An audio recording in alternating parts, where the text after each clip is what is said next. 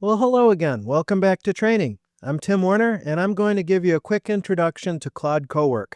I gotta say, the Anthropic products are really delightful. There's no question about it. And what you're looking at on your screen right now is the Claude desktop app. Now, I do have the Max plan, and I would say that if you're doing any appreciative work in Gen AI, you should consider bucking up for the most expensive plan so you can get all these early features. Now, unfortunately for many, the Cowork capability, like a lot of the other latest gen stuff that these providers are coming out with, they tend to go Mac first, which I'm trying to think why, other than to just limit the audience even more. That's probably what it is. But unfortunately, as of this recording on January 19th, 2026, you have to be on a Mac OS computer, although Anthropic just opened up Claude Cowork to not just Max plan subscribers, but to the Pro tier as well. So that's good news.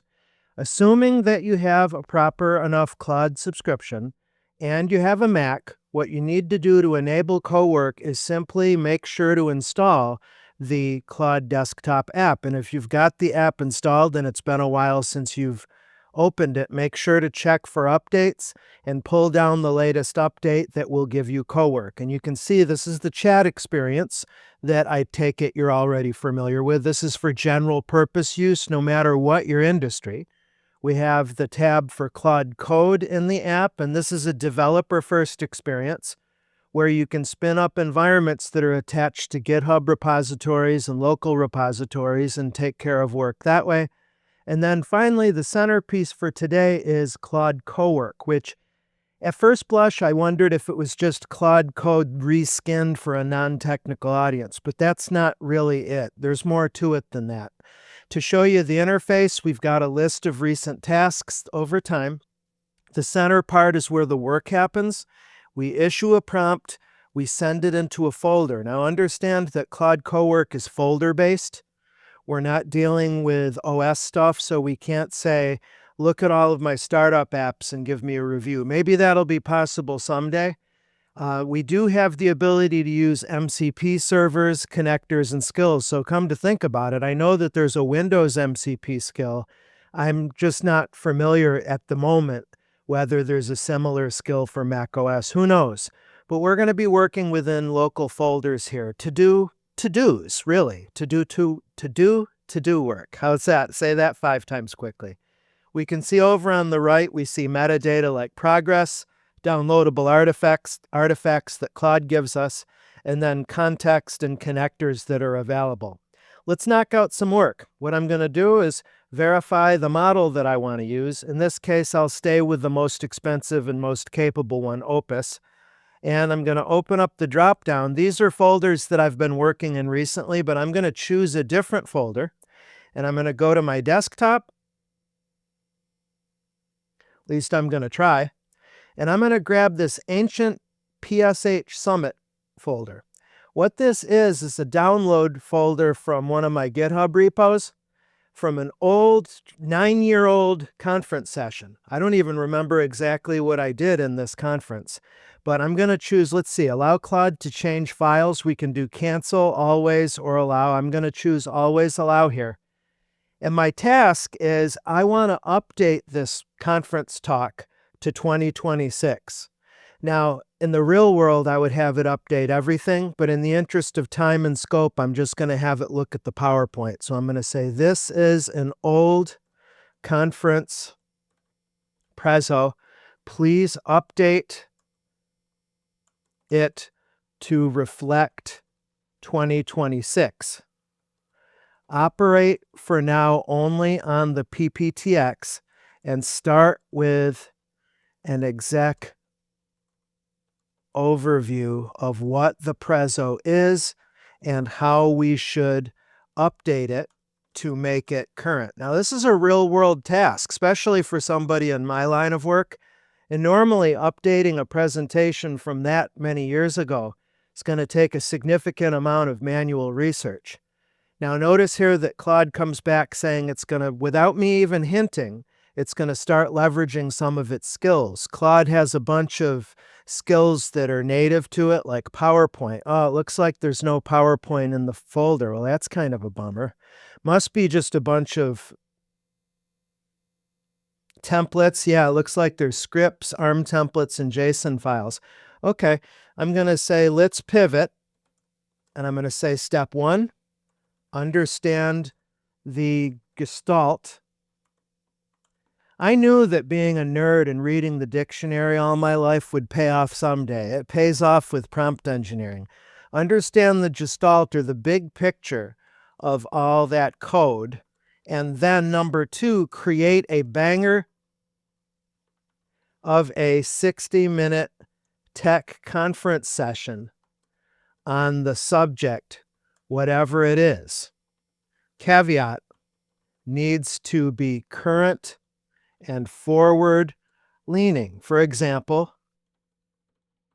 include Gen AI. Let's see what you've got. So we're going to have to punt. I should have looked in that repo before I started recording, but that's fine.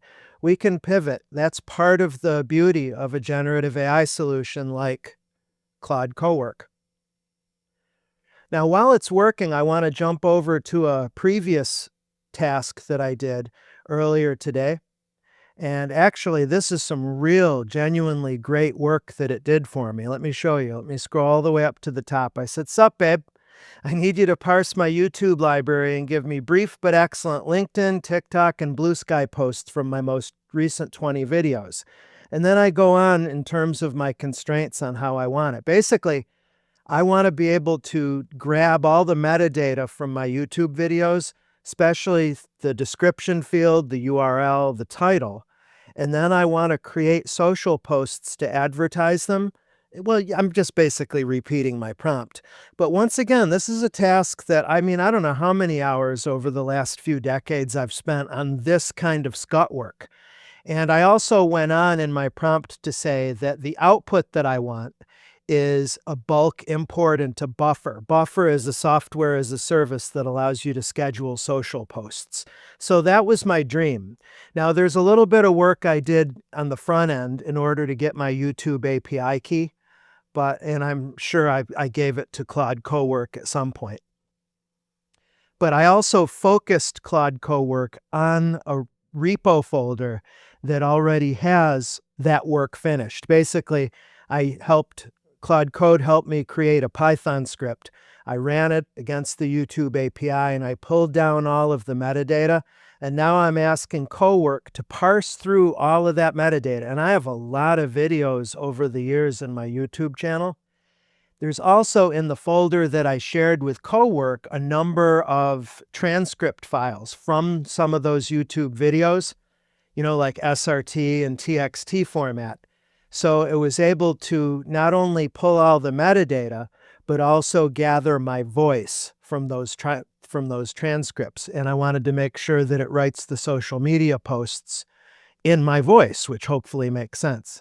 I also asked it to make sure that when it creates those posts, to put it in a buffer-compatible, comma-separated value format, and also to respect all of the limitations of each social media platform, like that they're all just dead plain text, and Blue Sky has 300 characters and all that kind of stuff.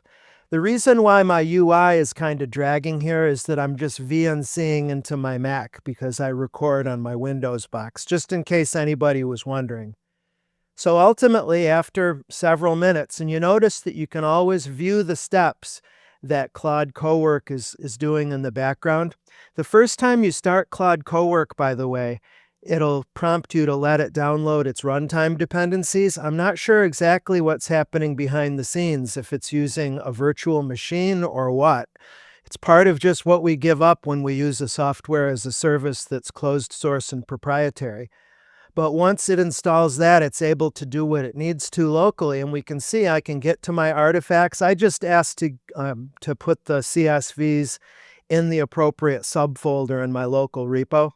But this is all potentially useful metadata off to the side, and we can continue this conversation and continue to refine from here. Like maybe if I post this video, I'll want to say now snag the data from today's video and spit out a social post if I don't want to wait and do it in bulk. Does that make sense?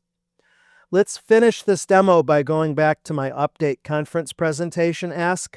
And I'm curious about the Gestalt. It says the code in that folder represents Azure history, the movement of service management to ARM. Well, that's kind of interesting. And that was bleeding edge in 2026.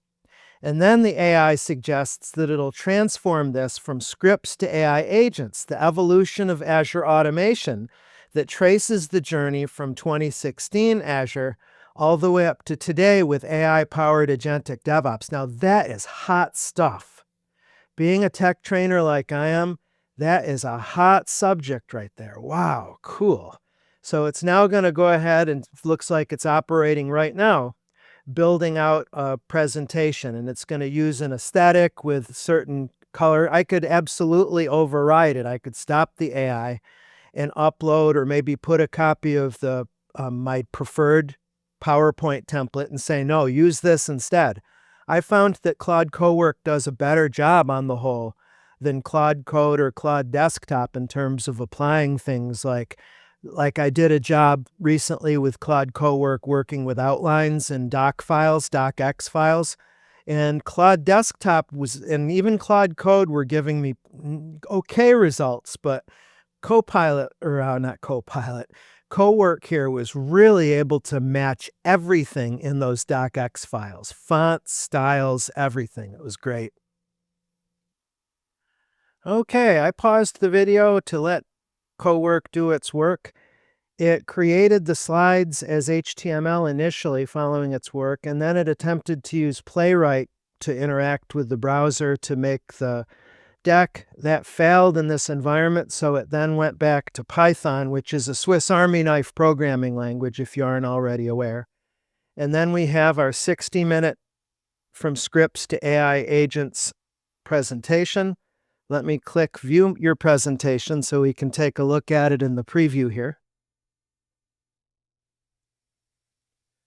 Really dramatic, dark theme background. Let me actually scroll on my physical Mac to make it a little bit easier. Boy, it actually looks a lot prettier than my actual conference did 10 years ago. Oh boy, oh boy.